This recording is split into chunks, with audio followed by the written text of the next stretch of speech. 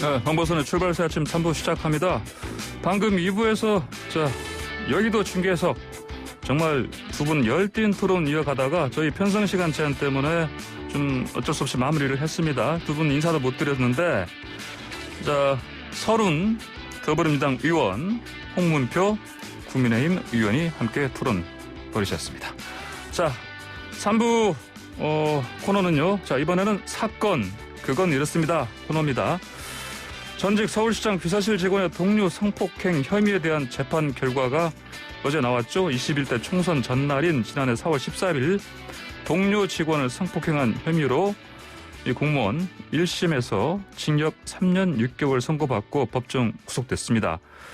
그런데 이 재판 어제 그 선고 공판 과정에서 피해자가 고 박원순 전 서울시장을 성추행 혐의로 고발한 당사자임이 알려졌고요. 또 이 박 전 시장 성추행 의혹에 대한 법원의 판단이 또 나왔습니다.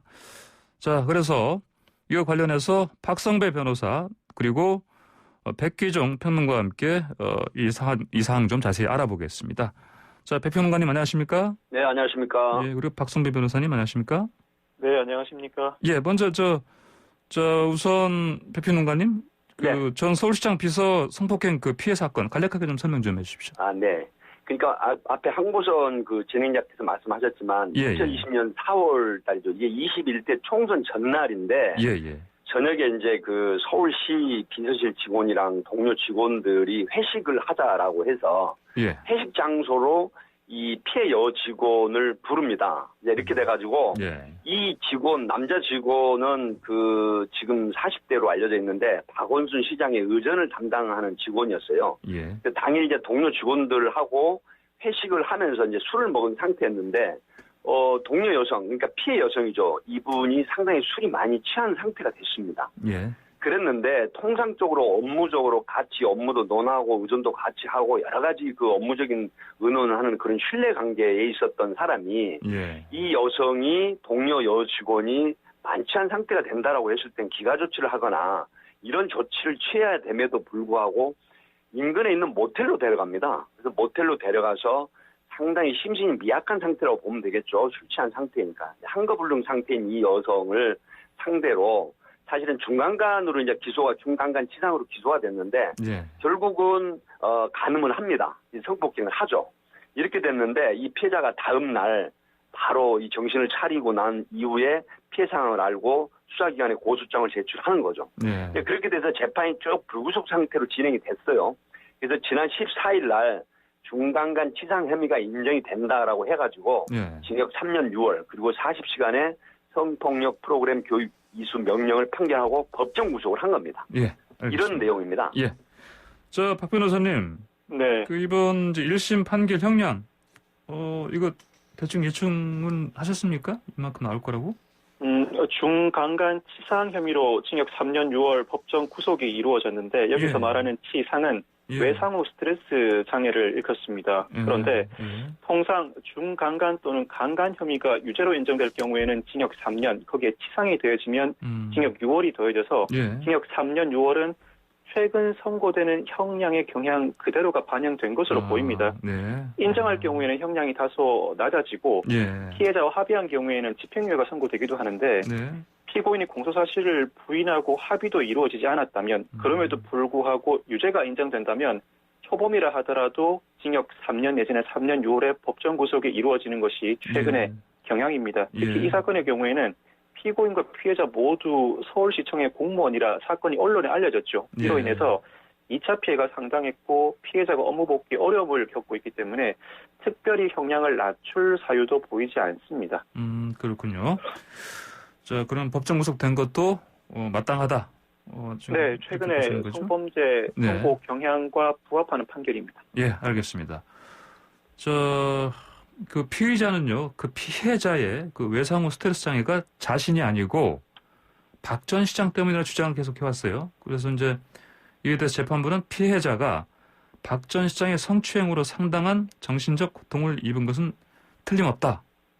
그건 사실이다. 이렇게 좀 밝혔습니다. 또 피해자가 정신과 치료를 받게 된 근본적인 원인은 이 사건 범행이라고도 판단을 했어요. 자, 이에 대한 재판부 판단에 대해서 두 분 의견 어떻습니까? 먼저 백 평론가님. 제가 먼저 말씀을 드릴게요. 사실 우리가 일반적으로 피해자 외상후 스트레스 장애라고 하는 부분은 의학 용어로 포스트 트라우마틱 스트레스 디조더라고 이제 하죠. 이 PTSD라고 하는 이런 부분은 사람이 충격적인 어떤 사건을 경험하거나 신체적, 정신적인 이런 어떤 정말 기억하기 힘든 이런 일을 당했을 때 발생하는 정신, 신체 증상들로 이루어지는 증후군이라는 이런 거죠.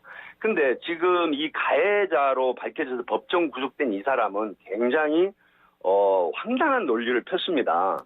사실 재판 과정에서도 이 가해자 정모 씨는 피해자 신체 일부를 만지는 추행은 인정을 한다. 하지만 성폭행 혐의는 전혀 하지 않았다라고 부인을 했어요. 그래서 피해자가 이제 6개월 이상 외상후 스트레스 장애를 이제 입은 것에 대해서는 내가 한 행위하고는 아무런 인과관계가 없다 이렇게 변소를 했습니다. 하지만 우리가 객관적인 판단을 해봐야 되죠. 같은 동료 직원으로 상당 기간 동안 신뢰관계였던 이런 신뢰관계가 형성이 된 사람이 술 먹은 상태의 동료를 안전하게 보호하거나 기가조치를 못할 망정 이 숙박업소로 데려가서 심신미약 상태를 이용해가지고 본인의 어떤 야욕, 성욕 이런 거를 통해서 성폭행을 했다는 잘못했다는 이런 인지 개념이나 인식이 전혀 없다는 얘기죠. 그러니까 결국은 허구적 변명만 늘어놓는 것인데 더군다나 비판받아 마땅한 건 본인이 모셨던 박원순 전 시장의 의전을 담당했던 그 비서 역할을 했던 사람이 이분이 이제 극단적인 선택을 하고 사망한 이후에 이 박원순 시장으로 인해서 일어난 이 외상후 스트레스 장애지 내가 한 행위에 대해서 일어난 사실은 없다. 이렇게 지금 얘기를 하고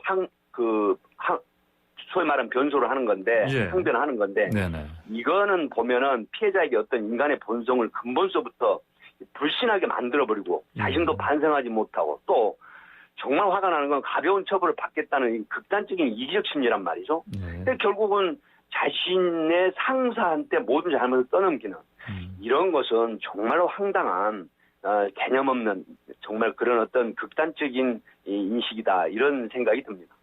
아마 말씀하신 것처럼 아무래도 검찰에서도 이제 징역을 8년 구형했지 않습니까? 그렇죠? 네, 징역 8년 구형했었죠. 이것도 그러면 이제 백평론가님이랑 같은 그런 이제 그 죄질이 나쁘다. 그리고 반성하지 않는다. 이런 차원에서 구형한 것 같은데 어떻습니까? 아까 박 변호사님께서는 이제 이 정도 형량은 요즘 추세를 봐서는 뭐 예상하셨다 말씀하셨는데 더 이제 약간 징역 3년 6개월이 아니고 더 높은 형량을 선고할 가능성은 없었습니까? 이 사건의 경우에 이 피고인이 전과는 없는 것으로 나와 있습니다. 전과는 없네요.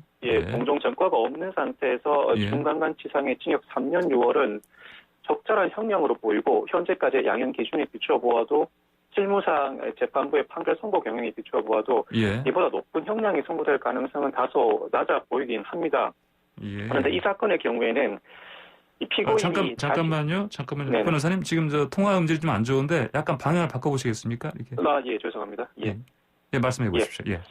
이 사건의 경우에는 피고인이 자신이 아니라 박 전 시장으로 인해서 피해자가 외상후 스트레스 장애를 겪게 된 것이다라고 주장을 하고 있죠. 그런데 피해자가 외상후 스트레스 장애를 겪게 된 근본적인 원인이 어디에 있는지는 사건의 경위나 피해자의 진술뿐만 아니라 병원 상담 기록과 심리평가 보고서도 그 근본 자료로 조사를 해 나갑니다. 실제로 이 사건에서 피해자는 범행 이후에 병원에서 상담을 받은 바가 있고 수사 단계 또 재판 단계에서 피해자의 상태를 확인하고 그 피해자 지원 여부를 가리기 위해서 심리평가도 진행을 해 나가는데 이 두 자료를 통해서 재판부가 판단할 때는 박 전 시장보다는 오랫동안 신뢰해왔던 피고인으로부터 피해를 입은 데 대해서 배신감과 수치심이 상당히 많이 들었던 점이 인정된다는 혐의로 이 사건의 외상후 스트레스 장애는 피고인의 행위로 인한 것이다라고 판단을 합니다. 즉 나름대로 단순 피해자의 주장이 아니라 그동안의 객관적인 증거자료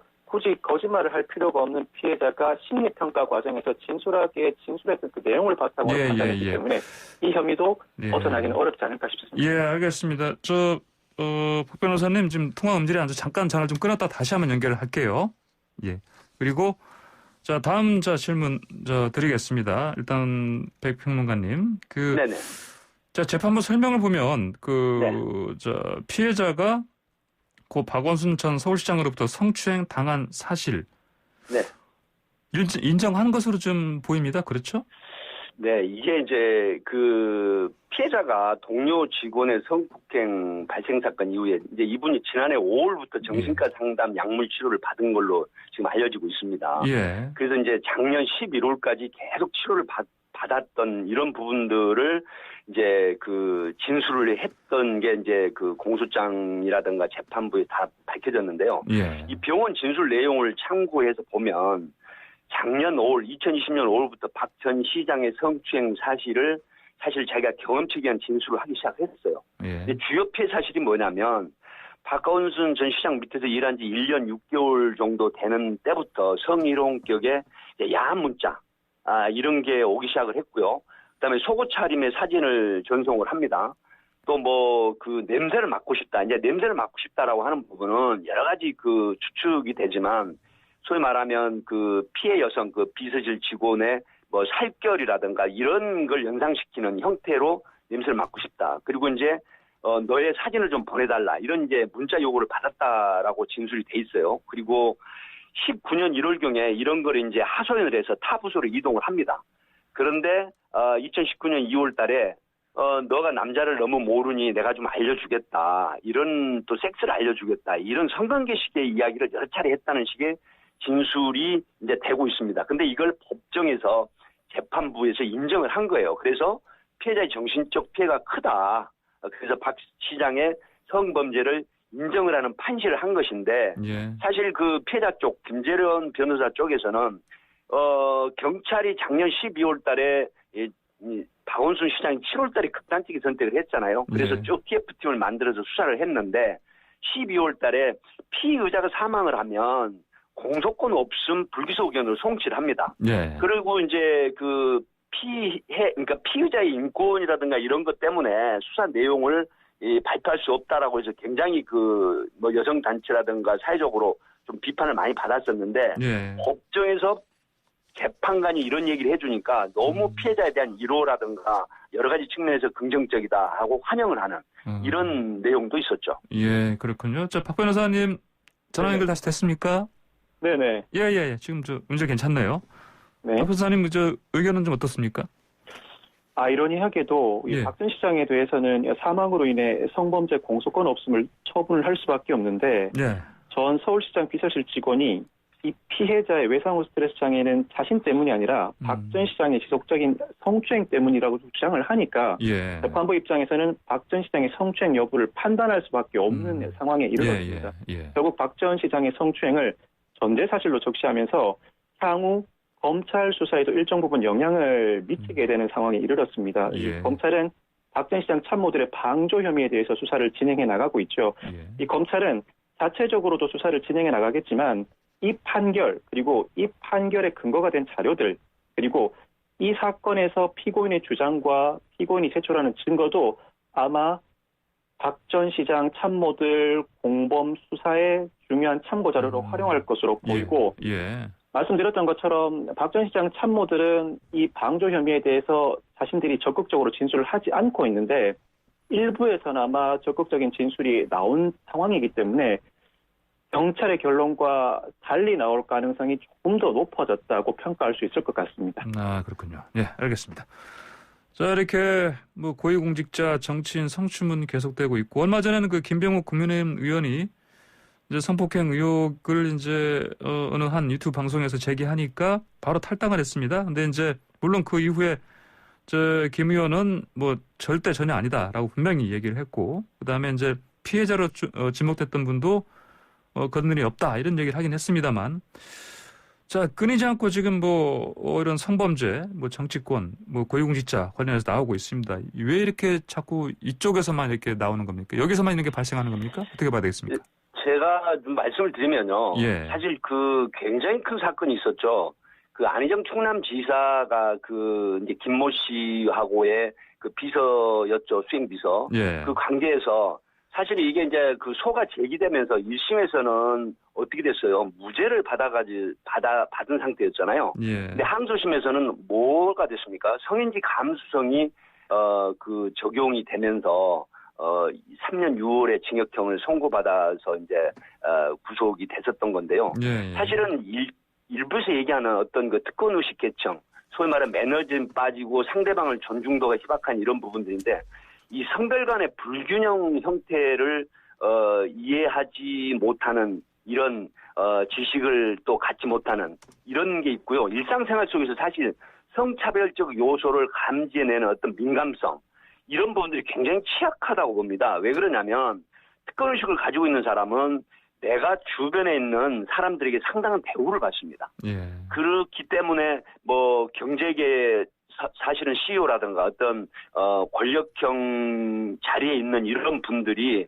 이 성인지 감수성이 굉장히 취약하다고 보는 거거든요. 예. 결국은 그 성역에 대한 범죄가 일어나는 반론은 뭐냐. 인식의 허구성이거든요. 나는 이렇게 해도 된다라는 이런 생각. 그다음에 여성이라든가 소위 그 약자로 보이는 상대방에 대한 존중도가 굉장히 미약하고 희박하다. 이런 의식이 결국은 행동으로 이어져가지고 이런 성범죄를 하게 되는데 사실 저는 딱 잘라서 말씀드리면 제발 좀 그런 위치에 있는 분들이 성인지 감수성에 대한 그런 인식을 좀 강하게 가졌으면 하는 그런 바람이 있습니다. 예, 박 변호사님도 의견 좀 주십시오.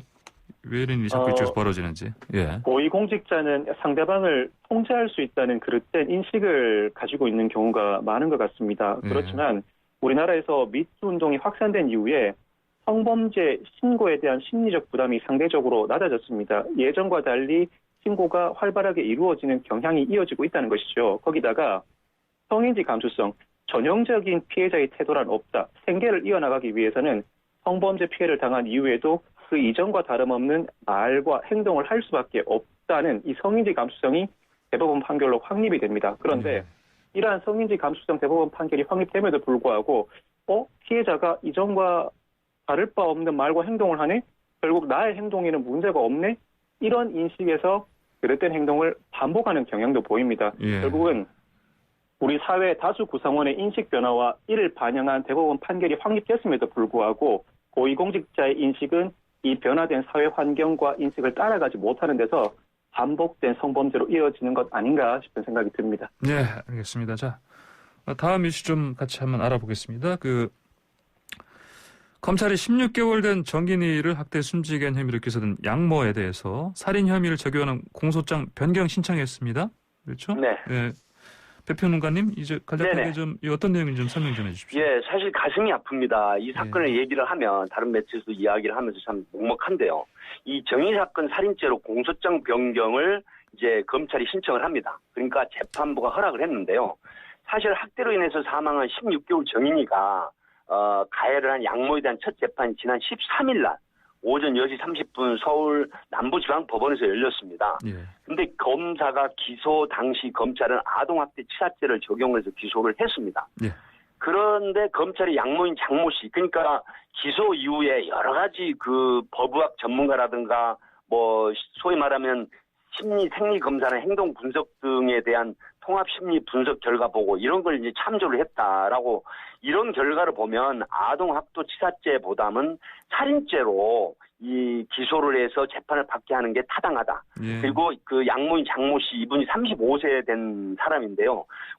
살인의 고의성이 입증됐다라고 해가지고 살인 혐의를 추가를 하겠다라고 하니까 재판부에서 이걸 받아들인 겁니다. 그러니까 검찰이 살인죄로 공소장 변경을 하겠다는 근거가 뭐냐면 법의학자들에게서 받은 살인의 의도가 있다. 소위 말하면 정인이가 사망할 가능성을 인지했다라고 하는 유명 결과라고 하는 건데 이런 게 앞에서 제가 말씀드린 그런 것들에서 나왔는데 제가 여기서 잠깐 좀 소개를 할 건 뭐냐면요. 사실은 그 사망 당일날 구체적 학대 행동 내용이 저는 이걸 보고 정말 너무 분개를 했는데 정인이가 밥을 먹지 않습니다. 그러니까 화가 난 양모, 35세 된 양모가 그 입양한 엄마죠. 정인이의 양팔을 잡아 흔들다가 이게 탈골이 됩니다. 그러니까 아이를 넘어뜨리고 16개월짜리 아이 배를 발길로 여러 차례 짓밟아 버리고 그다음에 상당한 기간 3개월, 4개월, 수개월 동안 학대 행위로 인해서 이제 약해질 대로 약해진 정인이가 그런 학대를 하면 사망할 걸 충분히 인식을 했다는 거예요. 그럼에도 불구하고 이런 가학적이고 잔혹한 행동을 했다라고 해서 미필적 고의한 살인죄가 인정이 된다라고 해서 살인죄를 적용한 것입니다. 예, 그렇군요. 자, 황무선의 출발새 아침 지금 진행하는 코너는요. 그건 이렇습니다.입니다. 백기정 평론가와 박승배 변호사와 함께 토론하고 있습니다. 방송 들으시면서 의견 주신 분들은 샵 0945번 50원 유료 문자로 주시기 바랍니다. 유튜브로도 저희 보이는 라디오 함께 할 수 있습니다. 자, 그러면 박 변호사님. 네네. 이런 이제 조사 과정이나 아니면 재판 과정에서 다른 혐의를 적용한 사례 종종 있었습니까? 이게 이번에 보니까 또 뭐 주의적 공소사실 이런 또 용어가 나왔는데 이것도 설명 좀 부탁드리고요. 이 사건에서 검찰은 살인죄를 주의적 공소사실로 아동학대 치사를 예비적 공소사실로 적용을 해달라고 요청을 했습니다. 취지는 살인죄를 먼저 인정해 주시고 혹여나 살인죄가 인정되지 않으면 아동학대 치사라도 인정해 달라는 취지입니다. 아동학대는 예비적 공소고요. 그렇죠. 아동학대 치사는 살인죄가 인정되지 않을 때 인정해 달라는 취지로 공소장 변경을 한 겁니다.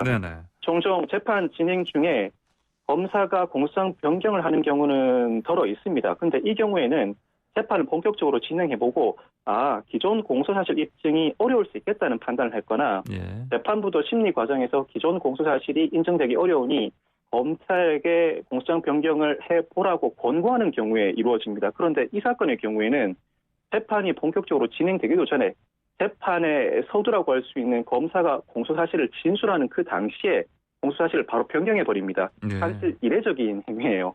결국은 이 들끓는 국민적인 여론과 이 기소를 한 이후에 사실 검사는 10일 내지는 20일의 구속기간이라는 수사기간 제한이 있습니다. 일단 기소를 해준 상태였지만 추가로 수사를 이어나가는 과정에서 의료계가 적극적으로 그 의견을 편출했죠. 그리고 여론과 의료계의 의견을 재빨리 받아들여서 검찰이 재판 시작부터 공소장 변경을 한 이례적인 상황이 연출됐다고 평가하시면 될 것 같습니다. 예, 알겠습니다.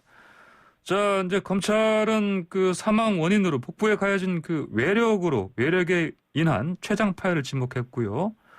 근데 이제 양모가 사망할 가능성을 알면서도 멈추지 않았다. 미필적 고의한 살인. 이거로 사실은 이제 지금 그 주의적 공소 사실을 올린 것 같은데 이런 판단에 어떤 요소들이 고려됐다 이렇게 볼 수 있겠습니까, 백 변호사님? 예, 제가 조금 소개를 드리면요. 정인이의 췌장 파열이라는 이런 보도가 많이 됐잖아요. 정인이의 그 소위 말하면은 CT 컴퓨터 단층 촬영이나 X선 검사 결과가 이제 나와가지고 췌장 파열이 됐다는 게 이제 입증이 되고 뭐 부검 결과에도 나왔는데요. 사실 제가 소개를 좀 드리고 싶은 건 이대 목동병원 응급학과 그 임상조 교수가 언론에다가 그 제기한 말입니다. 작년 10월 13일 날 정인이가 이제 이대 목동병원 응급학과로 실려왔을 때 그 마지막 모습에 대한 언급이 있었는데요. 교통사고를 당하거나 높은 곳에서 추락하지 않는 이상 이 정인이가 일상생활을 하다가 복부 깊은 곳에 있는 췌장이 절단되는 일은 생길 수 없다. 사실 생후 492일이고요. 입양된 지 254일째인데 이 아이가 구급차가 아닌 택시 타고 실려왔을 때 딱 보니까 배가 너무 불러 올라왔고 창백해서 원래 선천적 질환이 있는 줄 알았답니다. 근데 내용은 안에 이제 들어가서 진단을 하고 치료 과정에 그 심폐소생술을 뭐 3번씩 해서 심정지가 결국 돼서 사망을 했는데요. 이 장이 터져가지고 복부에서 피와 염증이 가득 차서 부어오르는 걸 알고 경악을 했다. 너무 천사처럼 이쁜 아이가 온몸을 맞아서 온통 피멍으로 뒤덮여 있었다. 그리고요. 갈비뼈 16개월짜리 아이입니다. 이게 부러진 것도 여러 군데 있었다. 그래서 이제 최종적으로 정인이의 사인은 외력에 의한 복부 손상으로 인한 사망이다. 이런 결론을 내렸거든요. 이런 부분이 이제 언론에 제기가 됐었는데 저는 이 기사를 보고 이 그 언급을 하는 걸 보고요. 정말 현직에 있는 응급의학과 의사가 이런 얘기를 했을 때 얼마나 그 아이가 그런 말도 제대로 하지 못한 아이가 그런 학대 행위를 당했을 때 그 고통이나 슬픔이나 아픔이 어땠을까. 정말 꼬추로도 때리지 말라는 이 16개월짜리 여아를 이런 식으로 사망하도록 이렇게 했다는 거는 학대행위를 했다는 거는 정말 악마가 아닌 다음에 과연 이런 일이 있을 수 있을까 하는 그런 부분에 있어서 소개를 드리는 겁니다. 박 변호사님, 이제 아까 말씀드린 이제 검찰이 이 공소장에 그 기재한 주된 범죄 사실, 그러니까 주의자 공소 사실, 그러니까 살인죄가 적용이 되면 양형이 어떤 차이가 있습니까? 살인죄와 아동학대치사죄는 법정형에는 큰 차이가 없습니다. 살인죄가 사형 무기 또는 5년 이상의 징역이고 아동학대치사죄가 무기 또는 5년 이상의 징역입니다. 사형만 제외하면 법정형에서는 동일하죠. 그렇지만 양형 기준상으로는 큰 차이가 있습니다.